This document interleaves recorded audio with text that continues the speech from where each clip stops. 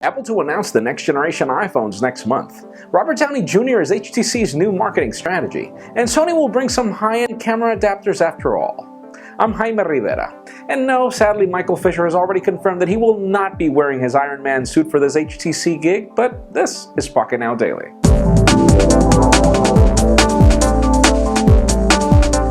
Let's start today off with some official news. We've all complained about HTC being terrible when it comes to marketing, and they've now hired Robert Downey Jr. as their new guru to figure out new ways to use the letters HTC in new names. And we're still trying to figure out. This campaign is called HTC Change. You can watch the first video and the links in the description.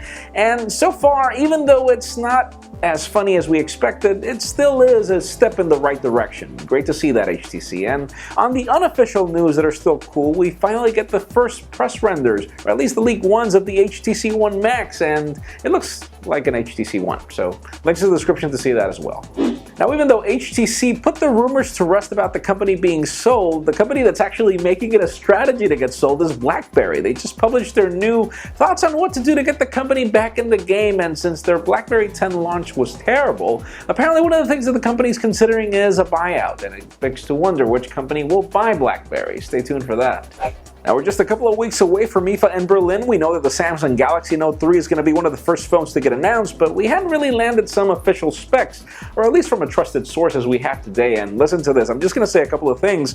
First of all, 5.68-inch display and the 13 megapixel camera with optical image stabilization. It does seem as if Samsung plans to make this phone not just the bigger version of the Galaxy S4. Links in the description for the full list of specifications. This will be a hot phone. If those things are true, it'll be cool. Now, speaking of September, All Things D has just pretty much confirmed that Apple's next generation iPhone or iPhones will be announced on September 10th. This apparently will be the date for the event. And even though it's really hard to confirm right now if all those iPhone 5C and iPhone 5S leaks are kind of true, well, it's historically been that case for the last couple of years. So September 10th, which is just a couple of days after IFA, set it on your calendar. And finally, for the hot news of the day, a couple of weeks ago it was reported that Sony was working on building these lens adapters for their Sony Xperia lineup in order for you to build these phones into a full-fledged camera whenever you need to, as these lenses are apparently independent from the phone. They don't require the phone's camera, they just use the phone as storage. It's a really interesting concept, interesting idea. They'll even have their own battery power apparently, and we finally get the first leaked photograph of this lens, and it begs to wonder. I mean, that leads me to the question of the day. Judging by this photo, I mean, do you feel that this is a good idea that we get this lens adapter instead of a big hump for a good camera on a phone that you can always carry around? In my particular case, honestly, if I need a good camera, I'm always going to be carrying it, so it's great to just have the option to adapt it to my phone. I just wonder how the whole sensor thing is going to work, but leave us a comment down below. What do you think?